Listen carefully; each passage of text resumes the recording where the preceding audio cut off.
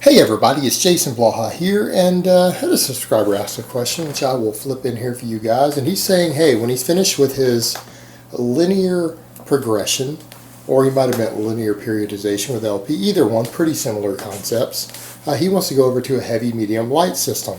And he's thinking about doing the push press on his medium days, and he wants to know, will the push press carry over to the squat? So, let me put on my +5 hat of weaponsmithing.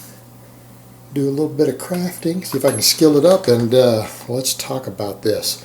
Alright, the push press. Gosh, what isn't the push press a good accessory for? I don't know. The push press is a fantastic exercise in general, and it becomes even more of a carryover to other things if you start cleaning it up too. On top of that, do a clean and then push presses.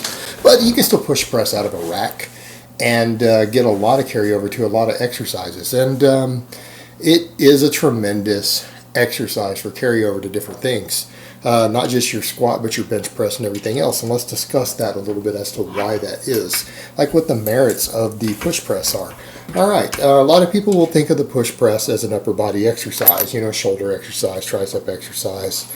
Hopefully they think of it as an upper chest exercise too, because it is. It's fantastic for that, but it is a lower body exercise as well. And what I mean by lower body exercise, there's been data out there. Sorry about that, my beard's getting in my nose. I just trimmed it a bit ago. It's alright. It is a fantastic power and speed developer for the lower body, which was interesting. In fact, there's been some data out there that I've seen over the years that suggested that it is better for power development in the lower body than even the jumping squat is. All right, and better than the squat is. It is a fantastic power developer. Now, how is that going to transfer over to the squat? Because you guys have to remember, when it comes to different performance elements, you have to deal with joint angle specificities. Most people aren't squatting real deep on a push press. So most of the power and the speed that it develops is kind of near the top of the range of motion on the squat. So the question becomes, how is that going to transfer to the squat? Well, it's not going to transfer all the time to your squat, and that's the unfortunate nature of it. It depends upon what's going on with your squat. Now, some of the speed strength you develop from it might transfer over to the bottom, but there's no guarantee of that. Alright, there's no guarantee of that. It's good because it does develop speed strength in general, and developing speed strength in your lower body could be useful to your pause coming out of the bottom from your deep squat. But because of joint angle specificities, it's no guarantee it's going to transfer over to that. Now, it will transfer over to your vertical leap, by the way. That's something that people need to keep in mind. If you need a high vertical for a sport, it's going to carry over to that when you think about the way the distance that you dip on it and the speed that you generate makes sense. But as far as transferring to the squat itself, I think the only place that is guaranteed to transfer, because there's no guarantee it's going to transfer from the bottom, and it might, but there's no promise, but the lockout of your squat, meaning anyone who starts to slow down when they get to the top third of their squat, meaning people who get past the halfway mark on their squat and when they're nearing a heavy rep or they're getting close to muscle failure. You know, when you're hitting that 5 rep max and you get to that 5th rep, sometimes you stall near the top. All right, or you go to hit a max in competition and you stall and it slows down for that top 8 to 10 inches of the lift.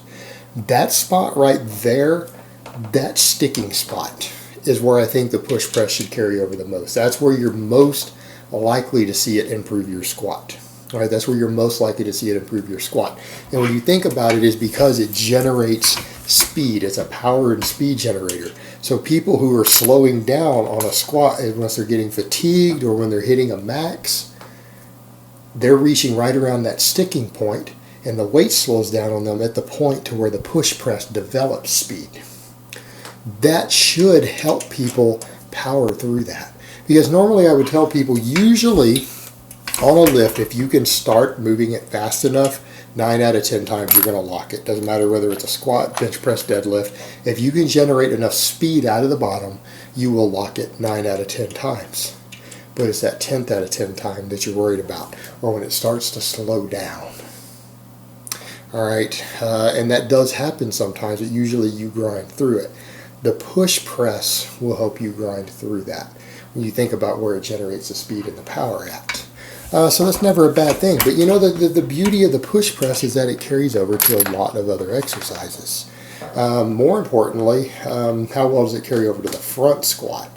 Now that one's interesting because the front squat and the push press are both accessories for each other. So I would say to someone who wants to develop their front squat the most, now we're really getting somewhere, because you look at the way you rack it on both, because you're using that same rack position on both the front squat and the push press usually, they're going to have a very, very strong carryover to each other.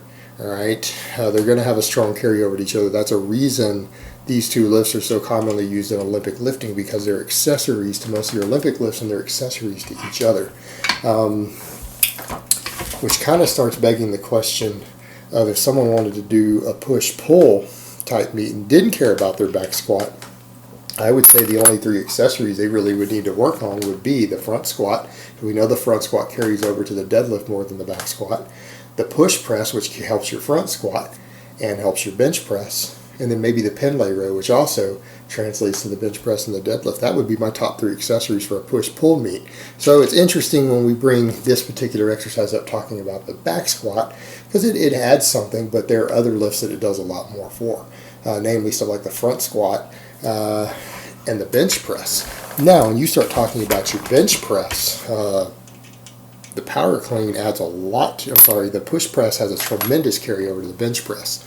And it makes sense because it is training you to use explosiveness in your full body when doing a pressing movement. That is going to carry over tremendously to your bench press. I would say it's one of the best accessories out there for your flat bench. So, you know, it's arguable as to where it's going to help on the back squat. It does have points where it will help with, even though it's better for the front squat, but the bench press, it also shines. And I think it's multifold in nature, not just because it helps you build speed, strength, and learn to use leg drive and everything when you're doing a press. That will translate to a better bench press, but also because it is such a fantastic tricep builder. The push press is, again, arguably one of the best tricep builders out there, because of the way it forces you to lock out with the triceps a weight that you normally wouldn't be able to with that same movement, meaning a strict overhead press, you can't lift as much as a push press. With a push press, the exercise tends to start to slow down near the top. So you have to go ahead and use the triceps to lock a heavier weight than on a strict press. And then they're forced to take the initial brunt of the eccentric loading. And now you're loading them eccentrically with more weight than they would normally ever press. And I think that's a big component to it. In fact, most of the guys I've seen who have really strong push presses, they tend to have very well developed triceps as well. And it makes sense as to why that is. There are guys out there who don't bench press or do any tricep exercises who do a lot of push pressing and Olympic style lifting, but because of all that heavy push pressing, they do tend to have very, very well developed triceps. It's fantastic for that. The other things to consider is that it is a fantastic core builder as well. And again, stronger core, any exercise that makes your core stronger is going to have potential carryover to any other exercise that needs your core.